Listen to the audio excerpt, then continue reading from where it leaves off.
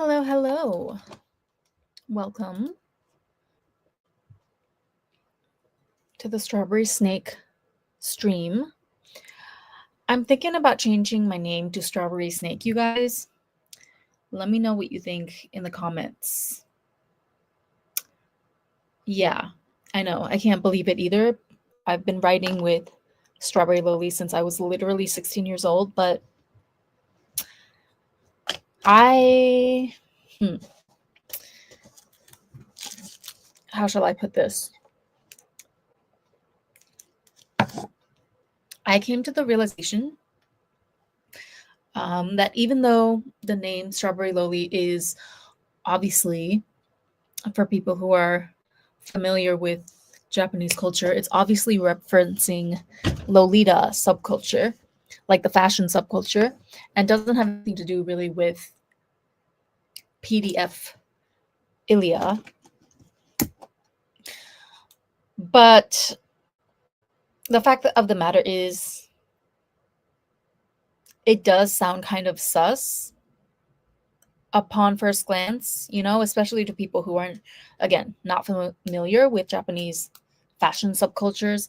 And plus, compounded with the fact that Lolita was kind of a 90s, 2000s thing. I feel like there's even less people these days that is just what immediately comes to their mind when they hear the word Lolita. And even though I personally don't think that it should be anything controversial, because let me remind you, Lolita, who's the main character of that book, she was not the perpetrator. She was the child, right, being taken advantage of. However, it doesn't change the fact that having Lolita or references to Lolita in my username, it can give certain people ammo to just write me off immediately, because they could just say like, oh, well, why would I listen to anyone with the username Strawberry Loli? So I don't want anyone to be able to say that solely based off of a very superficial look at my username. And that's why I'm considering to change it to Strawberry Snake. Because I feel like Strawberry Snake really embodies me as well, since I am born in the year of the snake and we're keeping the strawberry part. But anyway, I have been going back and forth about that, and I'm not 100% sure yet, but I'm 80% there. So let me know your thoughts if you have anything to chime in on about that. But anyway, today, this is just a very impromptu live. I did not even plan to come on today because it's actually quite late. And I just came back from a company dinner with one of my line managers, as well as two new members that joined the team on a lot of the IT projects that I'm on right now. That was that was interesting, but ultimately it did turn out to be worth it, because the two new members were women and very pick-me coded. What else is new? But it just astounds me how, like, every single time I think it couldn't get any worse. Every time I feel like, oh, this is the ultimate final boss of pick-me's, right? There can't be anyone worse than this. And then the next time I go out or step outside of my house within a 10-foot radius, there happens to be another girl who's even more of a pick-me than the last one. And it's just like, I really can't deal with most people anymore. That's what I realized. It's so funny because last year I feel like was the year of me really putting myself out there and joining as many networking events as I could, making sure that I was seen out and about on the town and just trying to expand my network and my circle by any means possible, right? And I feel like I did make a lot of headway in that respect. I mean, I ended up winning the Grand Prix for the beauty pageant that I entered in after all. So definitely was doing something right, I think. Although part of it was due to luck and just the right circumstances. But part of it definitely was attributed to, I guess, the success, you could say, of my social climbing strategy. But it's funny how I guess I didn't even realize until like over the New Year's holiday, especially after I came back from Dubai. I think the burnout is starting to settle in. And now this year, 2026, is looking to be shaping up as more of a hermit year for me. Like, I literally, this is the first time I've gone out socially this entire year. It's January 28th. And, I came back from Dubai on, well, okay, well, every day I was in Dubai, obviously, I went out and did stuff because that was my vacation. But I came back on the 12th. So from the 12th to the 28th, I have not seen anyone. I haven't attended any events. I haven't socialized or even met up with anyone for drinks, dinner, nothing. Just fully unwinding in my own apartment, enjoying my own company. And it's just looking to be like the total mirror opposite of my strategy last year. This year, I'm really focusing on being more selective about where I give my energy and my time and my resources. So, and a part of that, I think it's a good thing because it's kind of like it's proof that I'm making headway in this process of social climbing, because I went through that phase of like saying yes to everything and anything that I could. And I've arrived to a place where I'm much more discerning with my judgment, right? Like, I'm able to intuit beforehand a little bit better now what type of events or which events are actually worth going to, that it might be worth it for me to check out because the chances of me getting something in return or gaining something from it are high, versus which events maybe look good on paper or they sound good in theory, but in actuality, they might not really help me at all in my level up journey in the long run, right? So like, if I hadn't gone through that period last year of just, running around and kind of overextending myself, if I'm going to be honest, to attend just as many events as I possibly could. If I didn't go through that, then I would not be able to, I wouldn't have developed the higher level of discernment that I have now. And so that's what led me to think of the title for today's live, which is that I think we need to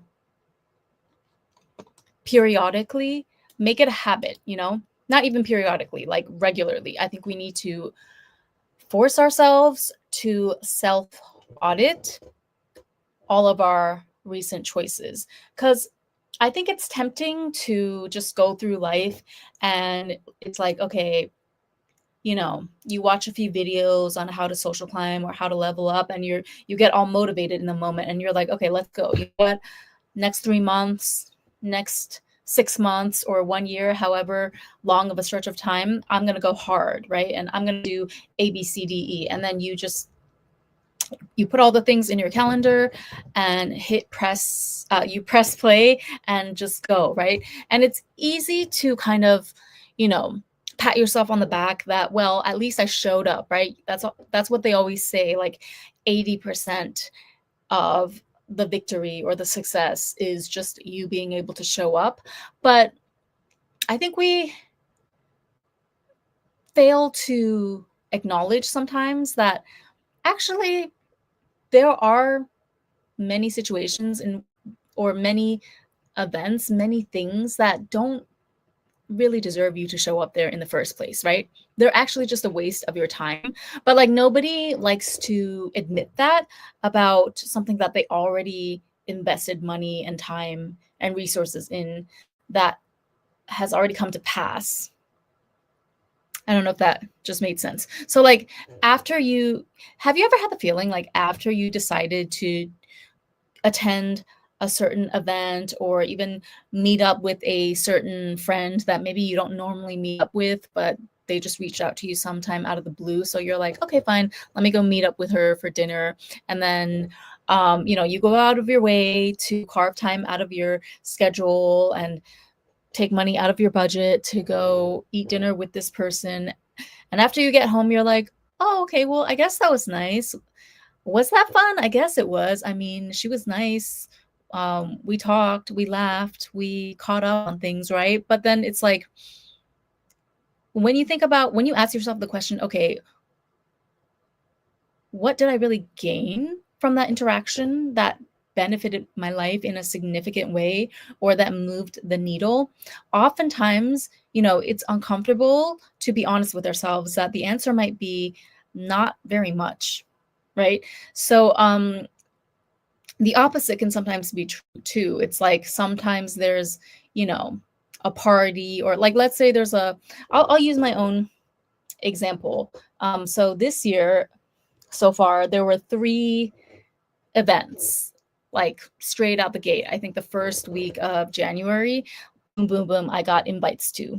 Like right after I got back from Dubai, I get like line invites from a lot of my contacts online, which include the official accounts of clubs and venues and things like that. So Ray's Ginza, which is a club in one of the department stores in Ginza, they were hosting a DJ. They were hosting Naomi Campbell for her DJ set last Saturday, and it was 5,000 yen for a ticket to go, right? So something like that in the past, I probably would have been really swayed by the feeling of FOMO to just go ahead and book my ticket and go, right? Because it's a huge celebrity, and I would psych myself into thinking that, well, this is a once in a lifetime opportunity. When are they going to go?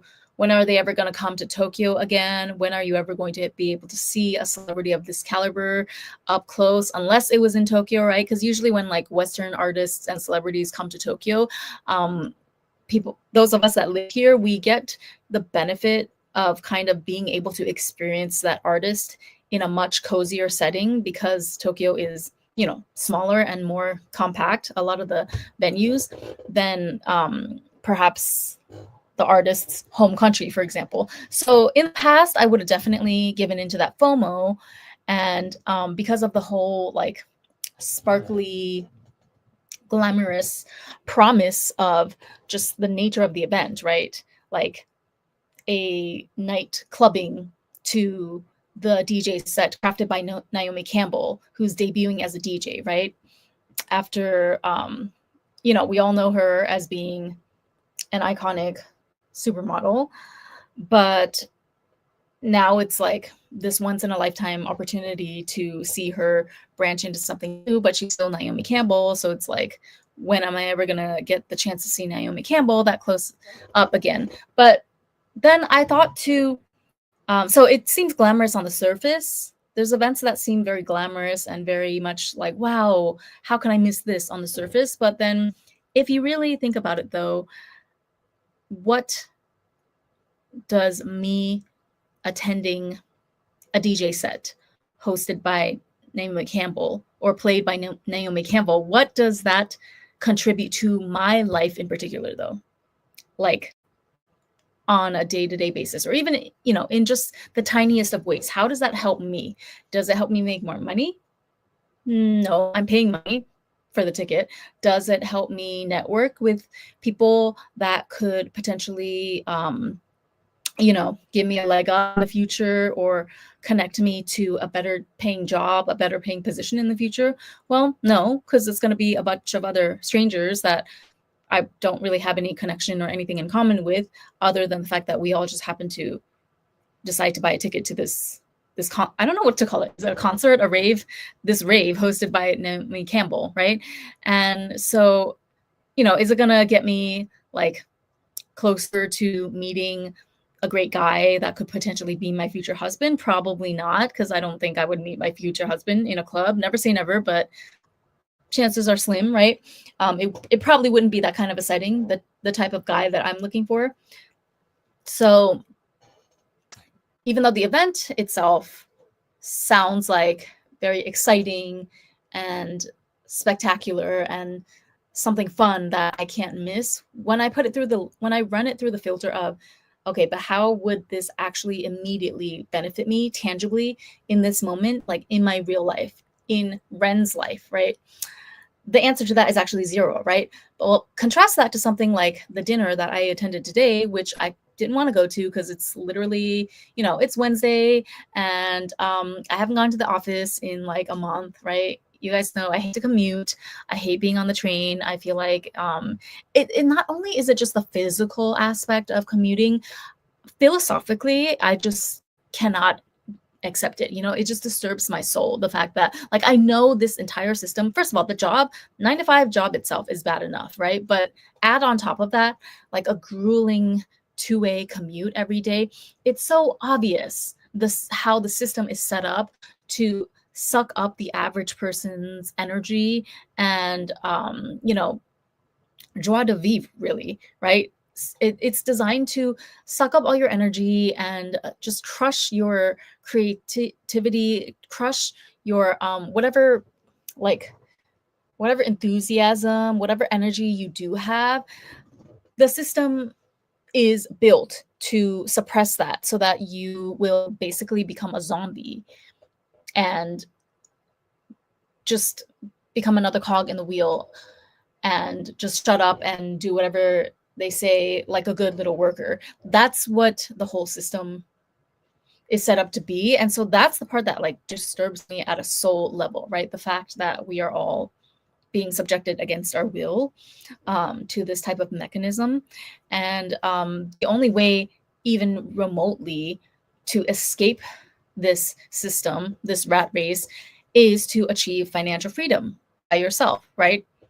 We all know this. So therefore, when I looked at this dinner, um, first dinner of the new year, right, with my boss and my 2 new team members, who honestly, again, I just don't jive with pick me women. They're lovely people, but the topics that they always want, like the topics that these types of women talk about at dinner, it doesn't matter if I meet at work or through a social gathering, it always ends up covering some area of either relationships, like they talk about their dusty ass boyfriends or their 50-50 relationships, or the person is, a mom, which I don't believe in married women who are moms having to go to work and clock in to a 9 to 5, right? If you're a married mother and you run your own business from home while your husband takes care of, the household finances, most of the bills in the household and everything, then that's fine. But I fundamentally don't believe that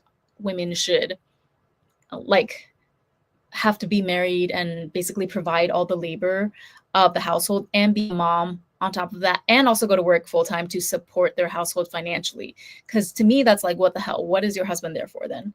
If he can only contribute 50% of the bills, but then the women, like in the end, if you tally up all of the household labor, domestic labor, and caring for the baby, plus her share of the pie when it comes to the income, and in a lot of cases too, that the woman even out earns the man. So it's just completely asinine to me, and I just don't support it. Okay.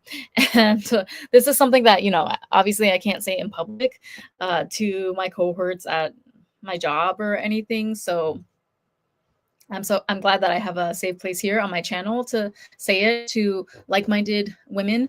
But anyway, I'm getting off track. What was I trying to say? Oh yeah, so that aspect of it, like I did not enjoy, right? Because I don't like having to, schmooze and pretend like I'm going along with the conversation that I don't even agree with.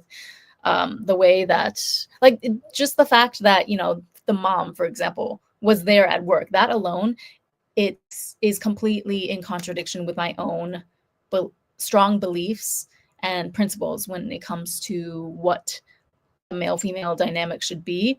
But then it's like, okay, at the end of the day, though, I realized that it was actually a good investment for me to go to this dinner, because even though I had to endure the temporary annoyance of, like, laughing and basically being fake, right, with these two new female coworkers, and pretending like I could relate to them when actually I can't, pretending like I was interested in their conversations about their boyfriends and their husbands when actually I'm not.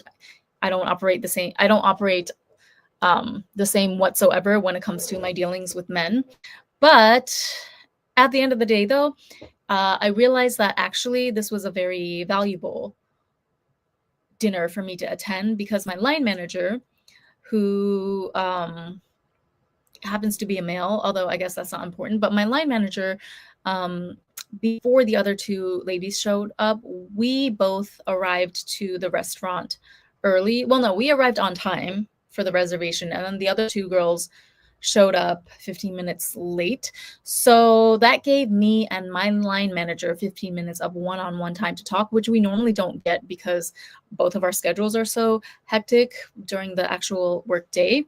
But yeah, during our conversation, he was basically saying that, oh, like, he was saying that, oh, I wish we could just find another person who's a clone of you, Ren, talking about like my skill set, because they're trying to find someone else who they can add to another one of the projects at the main company that I work at. And he was like, and then I jokingly told him, I was like, well, you always could just like give me both projects and then pay me twice the salary, right? That's always an option. So then he was like, well, actually, if you became a full-time employee of like our company, because right now I'm on a contract base, like a renewable contract basis. So he was like, actually, if you become a permanent employee, then we could put you on more than one project, right?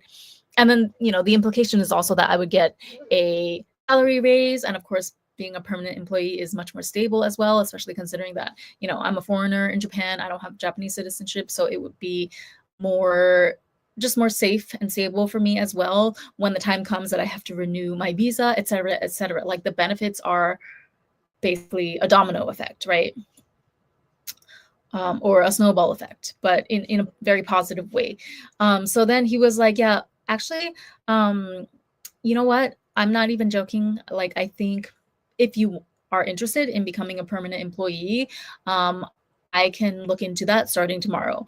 But the only thing is that he was like, I'm sure that the fee, because like it's complicated, my employment situation right now, but I'm basically being like outsourced from a third party company to this current company. And like apparently in order for them to hire me, like so I am being outsourced from company A to company B, right? And apparently for company B to take me on as a permanent employee, that would technically be seen as B poaching one of A's employees.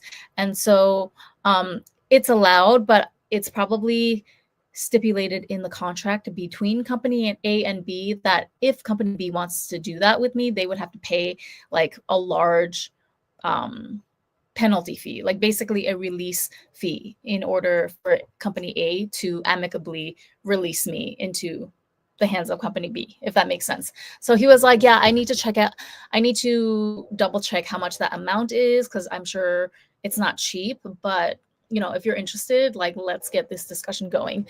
And so as annoyed as I was, as mentally as exhausted as I was, as much as I was not in the mood to entertain the kinds of 50-50 pick me type conversations that were being had at that table, as much as I was recoiling from all of the poverty mindset utterings of the people at that table, at the end of the day, this dinner was actually very valuable to me. It brought tangible value to my life, in the sense that, like, my manager literally told me, I'm going to get started on this process tomorrow of seeing how we can convert you into a permanent employee as soon as possible, right?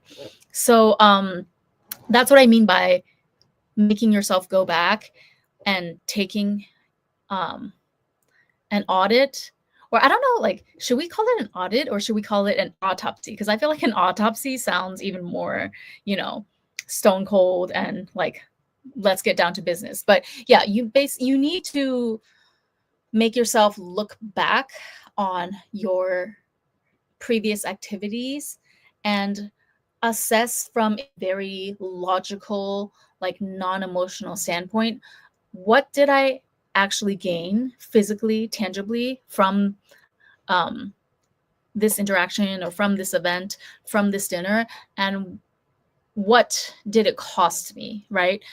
That could be money, that could be time, it could be mental peace. And you can write this down if you want to, or just do it in your head. But if you wanted to keep track of every single event that you do over the course of, let's say, a year, I feel like that would be a really great thing to have in writing, or in your records at least, right? You don't have to write it all by hand. You can type it up in a Google Doc. But yeah, my point is, don't just like don't just book all of these things in your calendar and then attend them and check them off like, oh, okay, well, I attended all of these, so let me pat myself on the back, mission accomplished. Yes, but also you need to go back and audit every single thing that you did, okay, to see which ones actually benefited you and which ones maybe looked cool, or they looked like something that would get you a lot of clout on the surface, but at the end of the day, it did not bring any actual tangible benefits or profits to your life. You know what I mean? So, yeah, that's what I urge everyone to do, starting with myself, moving into 2026. Because so far, even though, we're just coming to a close on January, so it's only been 1 month, or it's already been 1 month, depending on which way you look at it, but it's been 30 days pretty much, right? And already, I feel like it's almost like it's very cool because I have a whole year's worth of data from last year, all the events and activities that I did last year. Because I audited those, it's almost like I'm now imbued with an almost psychic ability to be able to tell which events, which invitations could actually potentially pan out to something beneficial for me, and which ones are just kind of like smoke and mirrors distractions. They look all fancy and they're like waving as hard as they can, trying to catch my attention. But at the end of the day, I know from previous experience that, oh, this type of event or this type of activity, social gathering, whatever, is probably not going to be useful to me at all in the long run. So it's really fascinating because it's only been 30 days and already I've had like, I told you I had 3 things come up after coming home from Dubai, right? First one being the Naomi Campbell concert, which, if it was last year, I would have probably paid the 5,000 yen to go. But this year I was like, you know what? Going to watch Naomi Campbell debut as a DJ for maybe 2-3 hours tops is not going to put more money in my pocket. It's not going to help me advance my career.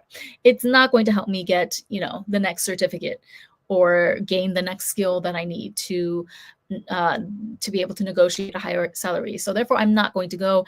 And that 5,000 yen could be spent on so many different things that could actually benefit me directly. For example, my nails cost 4,500 yen. So already, right away, even just something as simple as my nails, this benefits me because it helps me look put together on a daily basis, right? Which in turn, not only does it boost my own self-esteem, but it also signals to the outside world that, hey, this girl is put together because she has her nails done.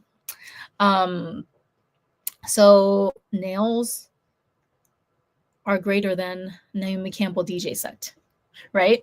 And then the other 2 chances that I had to go to an event, but I eventually decided not to, is that the Tokyo Mandarin Award, which is the organization that I won the Grand Prix for on January 4th for the beauty pageant, they sent invites to me and probably all the members, anyone who was connected to the organization. They sent out invites for 2 different networking events. Again, one on Saturday, I think.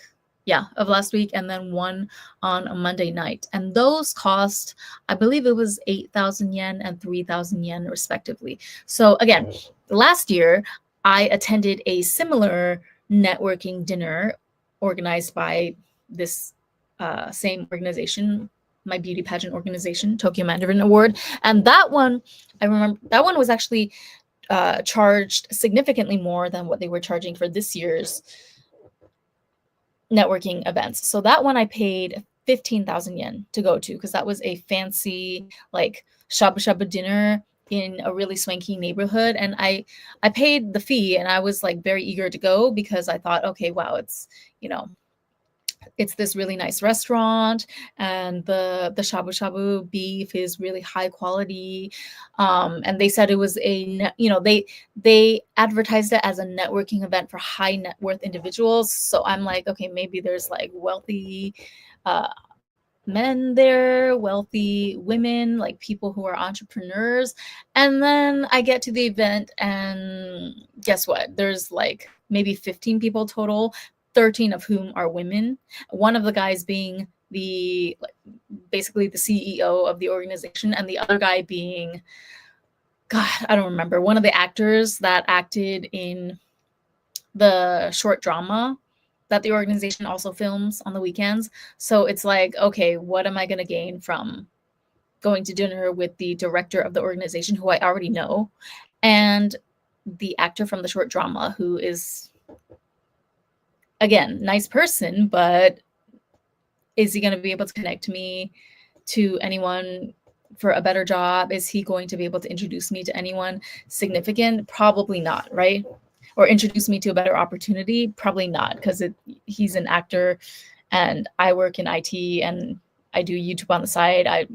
Our worlds are not connected in any way. So that turned out to be like, although it was a delicious dinner and I had fun kikiing with the other ladies that went there, it turned out to really be a useless event, right? There was no tangible personal benefits that I got out of that. So because I made myself do an audit of that event, even though it was painful, because it's kind of like, I don't consider any money or any event to be a total waste. Obviously everything is a learning experience, but if I'm really being honest with myself, though, yeah, I don't think that particular networking event was worth the entrance fee of 15,000 yen that I paid. So from that data, I was able to make an educated decision this time around for the two networking events that they were organizing in the middle of January, right? So if I had not done that audit, I might have gone ahead and repeated the same cycle of,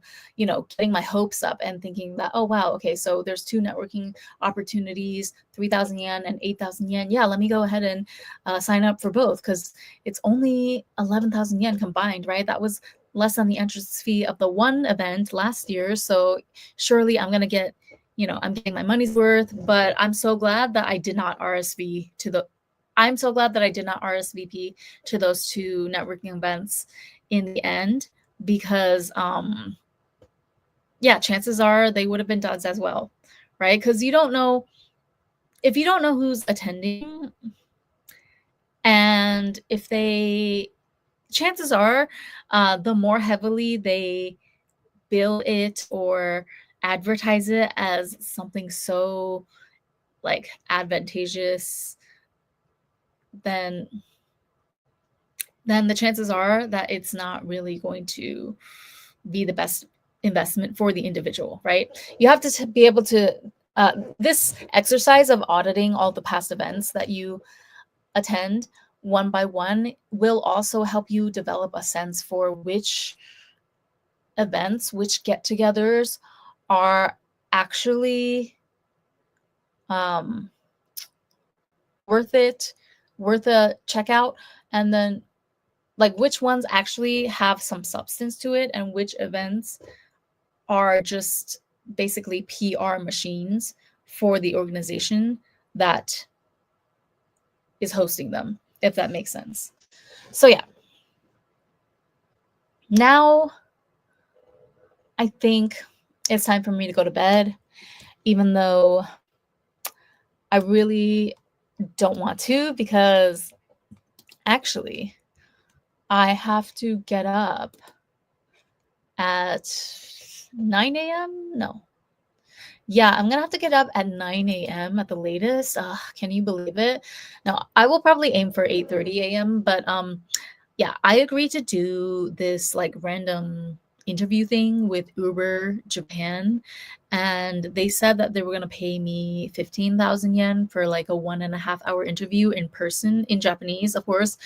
So I applied to this thing like while I was half asleep a couple of days ago. I don't remember if I saw it on Instagram or where did I see the application form, but I just saw that they said, "Hey, we'll pay you 15,000 yen to interview you for an hour and a half about your experience with Uber." And I'm a heavy Uber Eats user, right? Uber Eats is also part of Uber. So I was like, "Okay, why not?" You know, I seem to be the ideal kind of candidate for them to interview for this type of thing. And I didn't expect them to actually get back to me, but today, like sometime during lunch, they were like, "Oh, can you come in for the 12 o'clock?" No, they were like, "Can you come in for one of the three slots that we have for the interview tomorrow?" Tomorrow being Thursday. And I was like, "Oh, okay, I can do the 12 o'clock to 1 o'clock slot, right? Because I'm not getting up any earlier than that. Because in order for me to make the 12 o'clock slot, I would have to budget an hour for makeup and then another hour for commute and then like 30 minutes time just to make sure that, I don't have to rush and that I won't get lost. Or even if I got lost, I'll be able to find the building in time. So that means I would have to wake up at 9, right? Like at least 3 hours earlier than the interview time. But anyway, so I said, yeah, I guess I can do the 12 o'clock one. But then they replied and they were like, "Oh, sorry, it's already filled by someone else. Can you please, um, are you able to make it for the 9:30 a.m. interview?" And immediately, see, I'm so proud of myself for doing this these days instead of like trying to accommodate or be nice. Immediately, I was like, "Oh, okay, well, I guess this 15,000 yen isn't for me because I'm definitely not waking up early enough to make it to their office by 9:30." So I was like, "Yeah, no, sorry, that's not going to work for me this time. Goodbye." But then what do you know? They reply to me right away and they're like, "Oh, wait, oh, don't worry. We readjusted the schedule with the other participants and now the 12 o'clock slot is open again." Really? Okay. Sounds to me like you were just trying to get me to agree to the earlier slot. So then, yeah, by that point, I feel like they called my bluff. So now I have no choice but to go in at 12 p.m. Um, which I know I shouldn't be complaining about because it's fast, easy money. Like, who doesn't want to make 15,000 just by interviewing about a service that you already use daily anyway? So, of course, I'm not going to say no to 15,000 yen for an hour and a half, but still, I am not a morning person, okay? And I need my beauty sleep. And like, I have shit to do at my regular job too, even though no one's really checking. But I have done odd jobs like this last year as well, right? I participated in the filming for an episode of a TV show, a variety TV show here early last year. I also volunteered to work as an assistant at a real estate show, a Dubai property expo type of thing that they were holding for 2 days, one weekend in a fancy hotel. And that gig paid me 40,000 yen for 2 days worth of work. So in both those cases, you guys know I don't like to work. Okay, I don't like to overexert myself. However, I got paid though in the end in cold hard cash. So, based on my audit of previous experiences, it would behoove me to accept this Uber interview gig as well. Because why would I leave 15,000 yen on the table when I can just easily get it by speaking in Japanese about my experience as a customer of Uber? And yeah, the discomfort of waking up early and getting on the train and all that is definitely does not trump me making an extra 15,000 yen at this point in my journey. Because I don't know if I said this already, but we are focused on getting to the money this year. Okay, that is our top priority, period.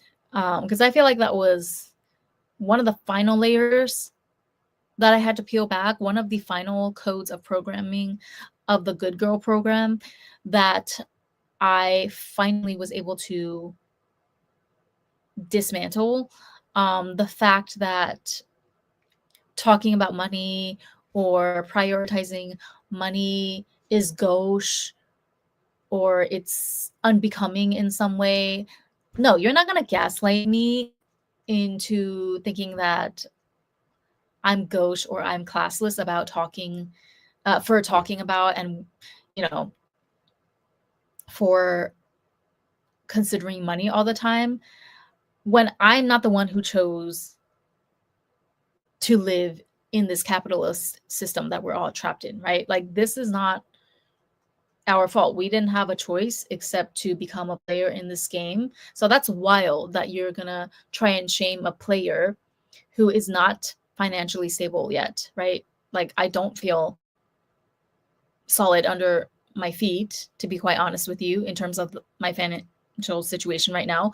So that's wild that they have me convinced that there's something wrong with me for wanting to prioritize the money over all else. Like, no, don't hate the player, hate the game, okay? Do I want it? Do I want to be like this? No, but do I have to in order to ensure my survival and ensure that I thrive in the long run in this world? Yeah, you'd best believe. Like, that's why do you think that there's such a huge trend of adults nowadays that say they have no friends, right? I see a lot of those videos being recommended to me right now in my field, like, oh, I'm 34 and friendless, or I'm 50 and I have no friends. I'm 45 and I have a meaningless job and no friends really to talk to.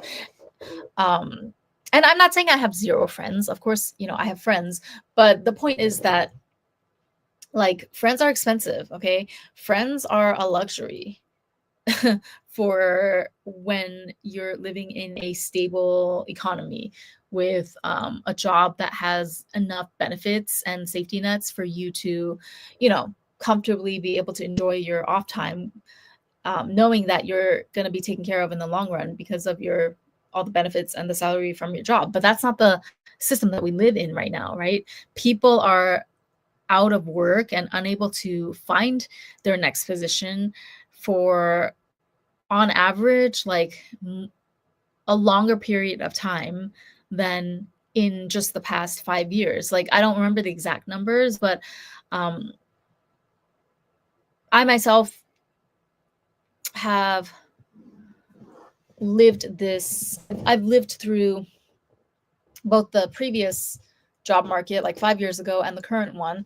And yeah, I can tell you that a job that it would have taken me 6 months to land 5 years ago, the same type of position,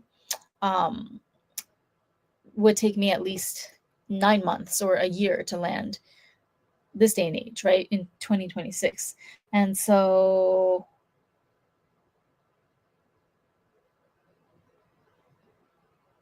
yeah, I mean, I think I'm making the right choice about prioritizing getting to that money above all else this year. Because how can I even enjoy falling out with my friends if I'm worrying about my account balance the whole time, right? Like, that's a flip-flop of priorities in my point of view. So anyway,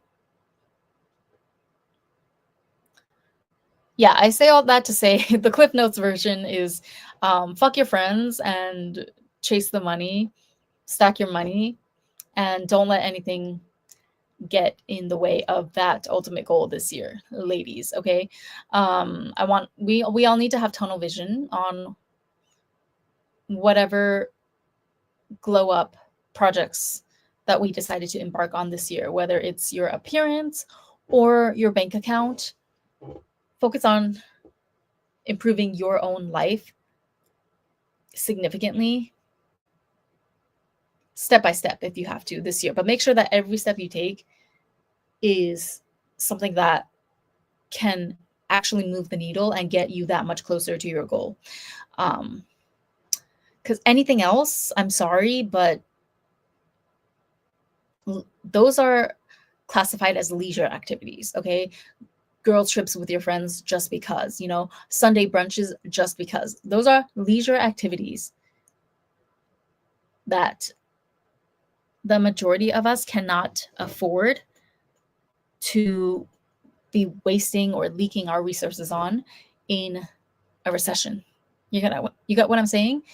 And of course, this message is not for you if you're already sitting on a lot of investments and you could retire tomorrow, or you're making a healthy, return on all of your investments and stocks and whatnot. If your portfolio is looking robust, then of course this video is not aimed at you. But if you're like me and you still have a long way to go when it comes to financial literacy, financial stability, and all of that, I'm telling you, this is the year to get that under control and prioritize it. Okay. Fuck your friends that want to hang out for no reason, like just for a leisurely catch up on a Saturday. Nothing personal against them, but you have bigger fish to fry in this very moment. Okay. Because we're living in a recession, and that's no joke. If we don't get our financial situation under wraps, then there won't be any leisure activities in the future even, right? So we want to get the priorities straight, okay? Make sure that the foundation is solid first, then you can go off and chase frivolities as much as you want. But before that, again, no offense to your raggedy friends, but you're too busy for them, okay? You're too busy getting to this money, learning higher ticket skills that you can command a higher paycheck for. You are too busy networking and making connections with people that can actually get you into more exclusive rooms, or that can actually put you on game as to how to run a business by yourself, that kind of thing.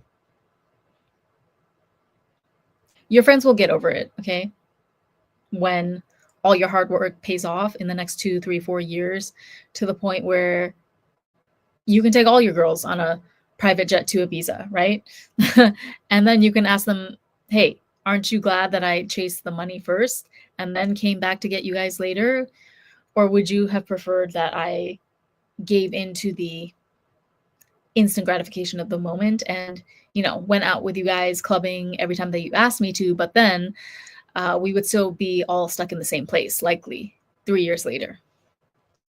All right. So, yeah, this was kind of like a rambly, off the cuff type of live, but I'm glad I got that off my chest. And I don't know, I'm just so amused, but also over everything at the same time. But I'm amused at the fact that this seems to be shaping up to be almost like my hermit year. That's really what it's starting to look like. And guess what?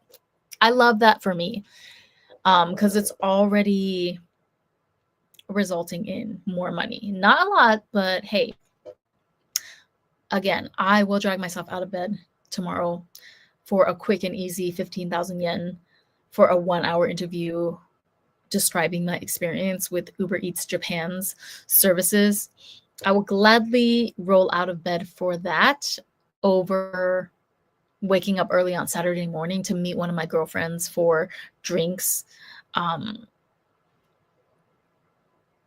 which would be an encounter that ultimately leads nowhere except for maybe a 10,000 yen bill for me. So, anyway, I hope you're all having a lovely day and a lovely week, and I'll catch you next time. Bye. And please drop down in the comments below if you have other topics or requests that you want me to talk about. Please do not be shy.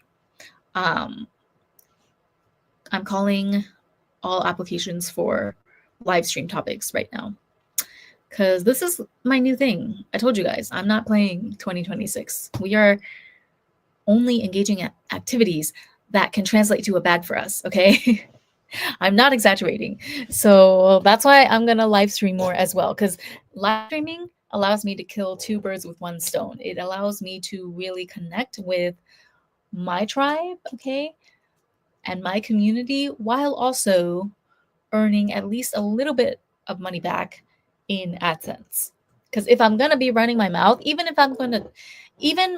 opening my mouth and talking and breathing in and out, I will monetize that to the farthest extent of my ability as well.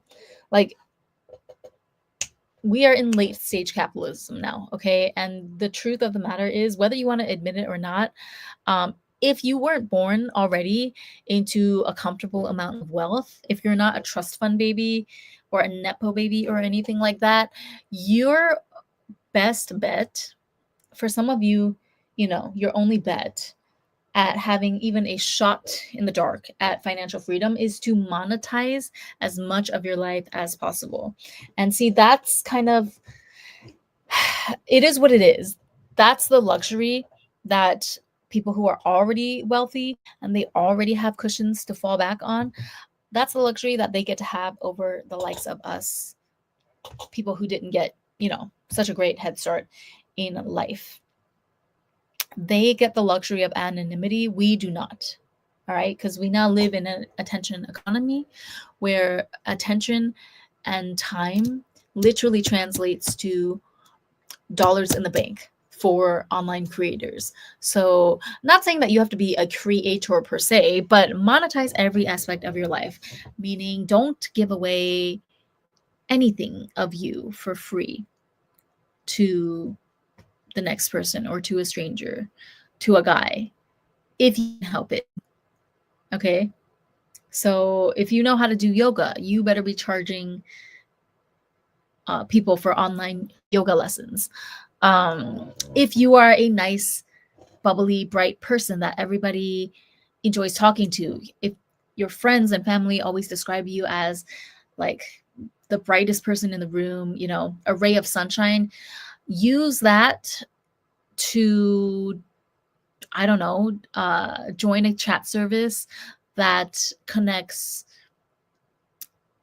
young people with old people in a nursing home. And like, I'm sure, okay, sorry, I'm thinking of this one app.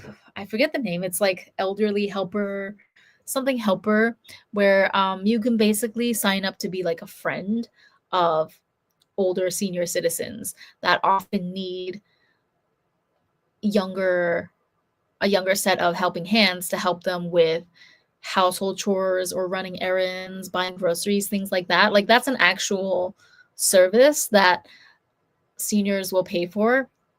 I think it's a US company. I totally forget the name. If someone knows, please drop it down in the comments. But yeah, like, even don't feel bad about, monetizing like your friendliness, your agreeableness, your ability to put a smile on people's faces. That's what comedians do, by the way, right? They charge people an arm and leg, depending on their fame level, to go like into some dark, damp basement and watch them make your mama jokes for 2 to 3 hours. Like, but it makes you laugh, right? If the comedian is good enough, if they're clever enough, then you'll pay whatever amount of money that they require in order for you to get a laugh out of their set. So treat yourself the same way. Treat yourself and your own skills and merits the same way.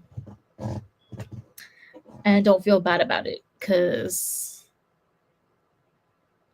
the powers that be don't feel bad about thrusting us all into this capitalistic system that we didn't ask to be a part of. All right, I really need to go now, so I'll see you later. Bye.